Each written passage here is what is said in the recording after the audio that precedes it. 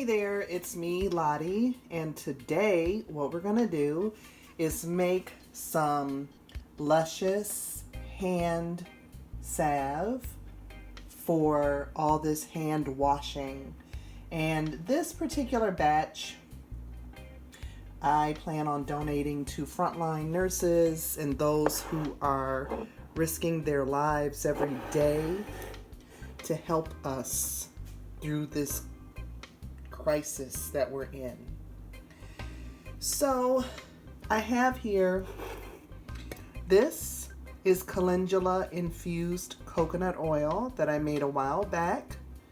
It's a beautiful golden color. We need this spot of sunshine. This is camelina oil, which I purchased from Mountain Rose to just see what it was. Like I always, do that, explore products, and it really is lovely on the skin. This is rosehip seed oil, stored in the refrigerator because it easily breaks down.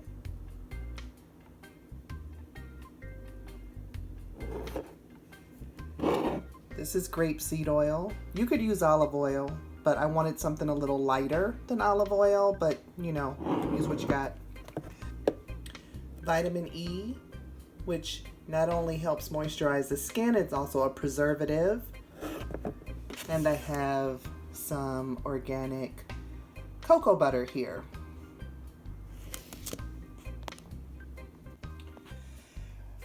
I also have here some rosebuds and petals and some elderflowers. These are both great for skincare, and they have antioxidant, anti-aging properties, antioxidants which protect the cells. So what we're first gonna do is infuse some of this grapeseed oil with our rosebuds and elderflower. And then the last thing that we're going to need to bring our salve together is some beeswax. And I have some essential oils here. I like this blend called Naturally Lovable because it's lemon, orange, sandalwood, ylang ylang. Not so much for the romance, just for the loving energy. And lavender, which again is not only calming for most people, not all, but is also a natural antibacterial and will help your salve stay fresh. Salves, when they're created with a little bit of vitamin E and some or tea tree or whatever kind of antibacterial, can last up to 2 years. So we're going to add that to the mix as well. And I'm going to do this over the stove in a double boiler situation. So I'm going to put water in this pot up to the point where it gently touches the bottom of this pot. And that way your oil won't get too hot. You never want it to get above a comfortable temperature of about 110 degrees or so. You should be able to still almost put your finger in there, and you don't want to fry your herbs. So we're going to bring this pot of water up to a boil, and then I'm going to turn it down on low so I can then put my other pot of oil on top of it. So once the water has come to a boil, we're just going to reduce the heat now down to low because we just want it to be a gentle simmer.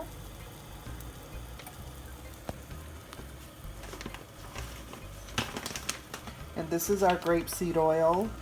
I am really an eyeballer. I don't really measure things too much. It's generally the 1-to-1 ratio for infusing an oil, meaning 1 cup oil, 1 cup herbs. I think I have about, that looks to be a cup and a half or 2 cups of grapeseed oil. These are my rose petals going in.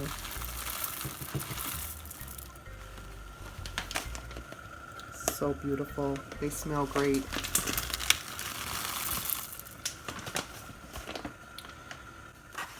And then we have our elderflower. Okay. Like you said, I eyeballed it here. I think it's going to be fine. I think that's a good mix. I just feel like it is a good mix. Now what we do is we put this on top of our double boiler. You have to be sure to check it often to make sure the water hasn't boiled away. And I'm just going to let that infuse for about an hour or so. See you later. One note, I am putting a top on this, but this one is vented. It's best to have one that might have a vent hole here because you do not want condensation or liquid, or water, steam, vapor going into your oil.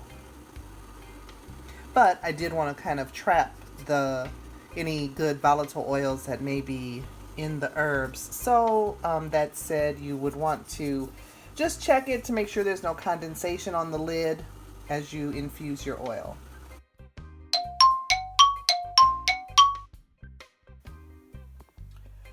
Okay, now that our oil has infused for a couple of hours, I have here a measuring cup that's clean and a strainer that I'm going to lay some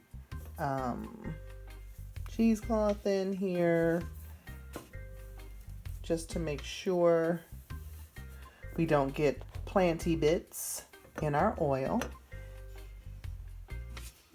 And, oh, I thought I could take that off. Let's see here. Okay.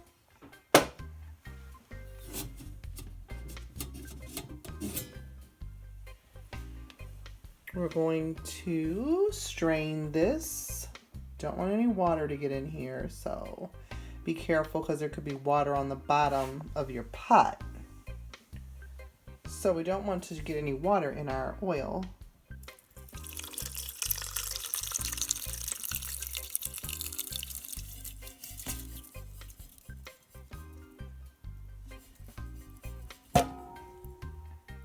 Okay.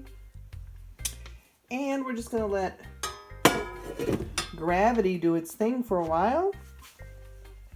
Let that strain on through there, and then we'll just squeeze it out once it's sat for a while, and then we have our rose petal and elderflower infused oil.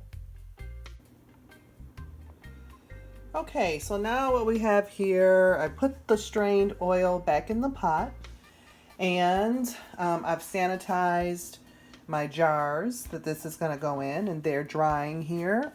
And now I'm going to add a few more things to the mix. I want to add a good amount. Again, I don't measure, right? So when I say a good amount, what do I mean? Let's do, this much. This is Calendula infused coconut oil. Isn't that a gorgeous color? Add that. I think I'm gonna do that's about two tablespoons of Calendula infused coconut oil.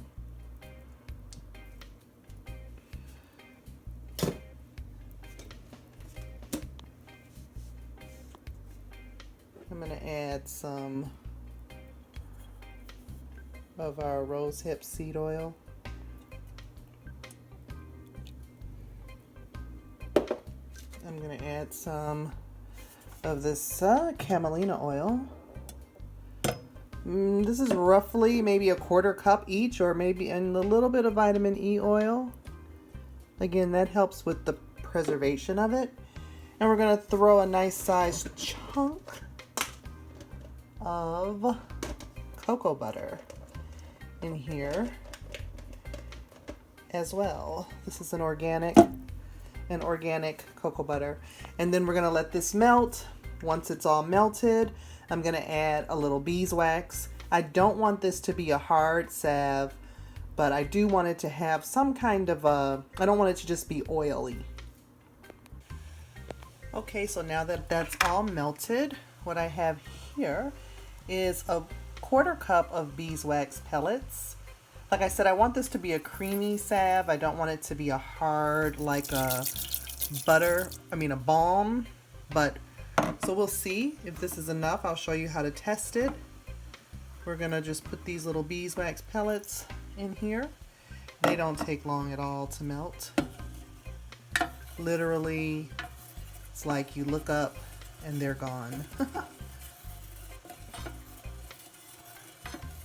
You can already see them starting to fade away. They just melt away so easily. Once these are melted, yep, see, here we go. Just like that.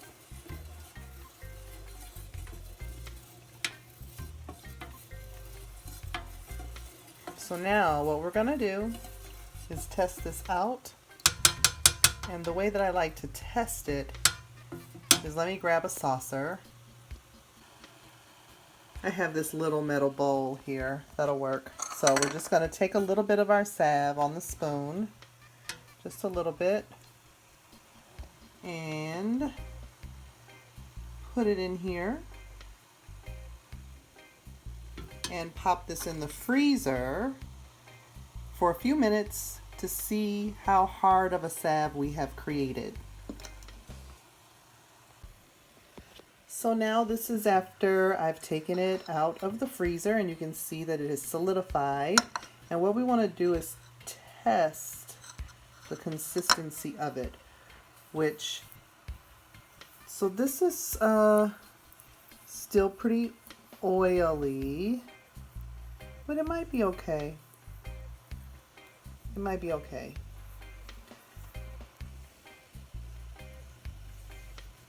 It feels great. It's going to be a soft sap. I might add a little more beeswax to this. Okay, so I added a little more beeswax, about 1/8 of a cup more, because I wanted it to have just a little more stability in case it was in a hot car or, you know, the weather's starting to get warmer. Now I'm going to add my essential oil, and you add that as close as possible to pouring it up, because these volatile oils do evaporate rather quickly, and the longer they stay, the longer they stay on the heat, the more they're going to evaporate. So what you want to do is have your jars ready, which I do, and you could drop your oil directly in here, but then you would have to be sure to stir up your, I'm just throwing these around, stir up your salve once you get it in there to blend in the oil. So instead, I'm just going to add it to the pot, and you know, I just want it to have not so much fragrance as I do the antiseptic and antibacterial qualities of lavender, and then this one is for a little loving fragrance, but I'm not trying to overdo it. So I think that's good. Oh, that has a nice light fragrance. That's nice. And now comes the tricky part. I'm going to try to show you me pouring these without pouring it all over the countertop. Let's see.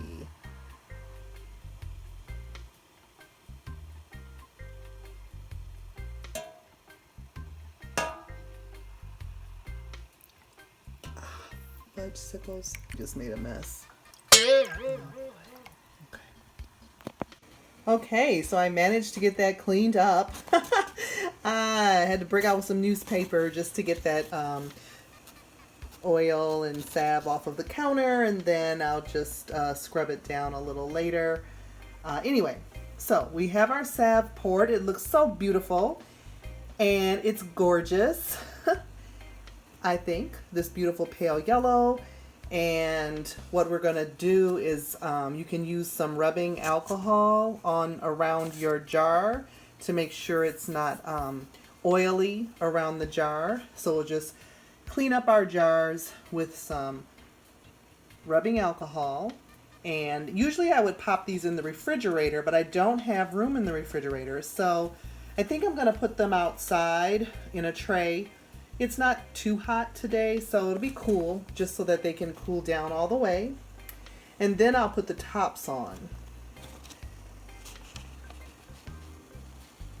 But there you go. A beautiful hand salve. Very nourishing. It's also antibacterial.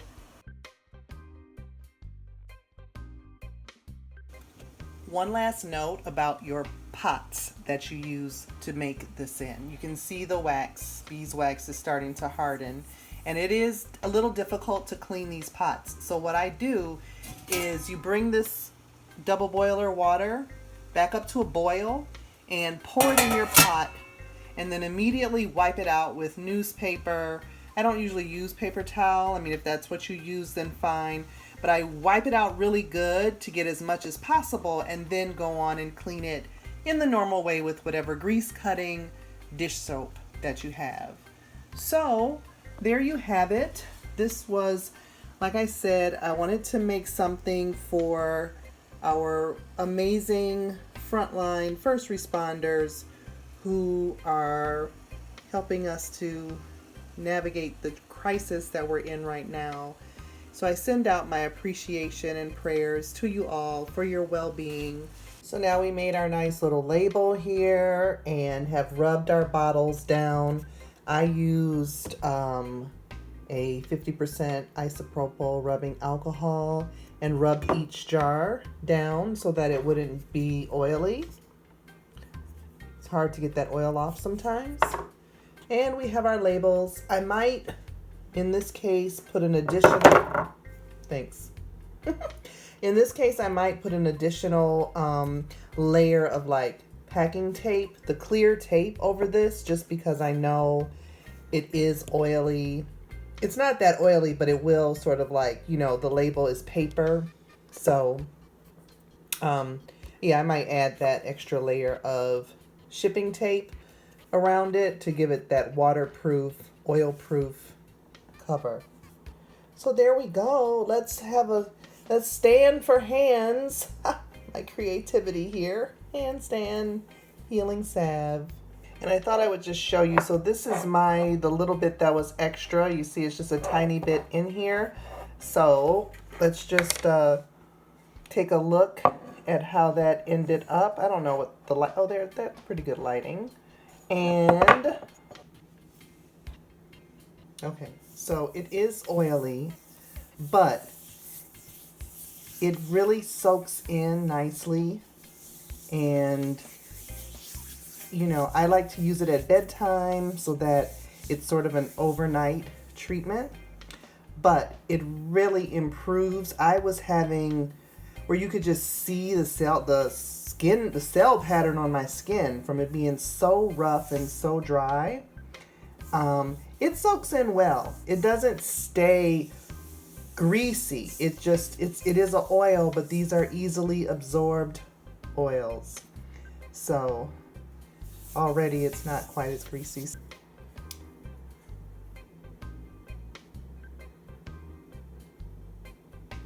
All right, you guys, I hope this was helpful.